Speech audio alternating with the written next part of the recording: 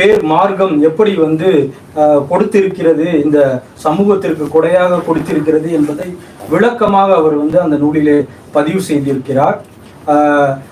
நிறைய, அதாவது இன்று கூட அஷ்டமி என்று சொல்லக்கூடிய 8வது நாள், அதாவது பௌத்தத்திலே பௌர்ணமி, அடுத்தது அமாவாசை, அடுத்தது இந்த அஷ்டமி என்று சொல்லக்கூடிய 8வது நாளும் ஒரு முக்கியமான ஒரு நாளாக கருதப்படுவதை நான் அண்ணனுடைய புத்தகத்தில் பார்க்கவில்லை. இன்னொருத்தர் காலச்சோடையில் கிருஷ்ணன் என்பவர் பௌத்த அடிப்படையில் என்ற ஒரு நூலை எழுதியிருக்கிறார். அதிலே நான் படித்தேன். பௌத்தம் தொடர்பாக நான் முன்பே தயாராகிவிட்டேன். என்னை பௌத்தம் ஈர்த்து கொண்டது. நான் வாசிக்க ஆரம்பித்து விட்டேன். அந்த வகையில் தான் எப்படி நாம் அந்த நூலில் இல்லாத சில இதை நான் சொல்வதுதான் இங்கு சிறப்பாக இருக்கும். ஏன்னா அதை பற்றி விரிவாக நம்முடைய அண்ணன் பேச இருக்கிறார். இப்பொழுது நாம் மொட்டை எடுத்துக் கொள்ளுதல் என்ற ஒரு அண்ணன் நாட்டுப்புறவியல் துறையை சேர்ந்தவர்.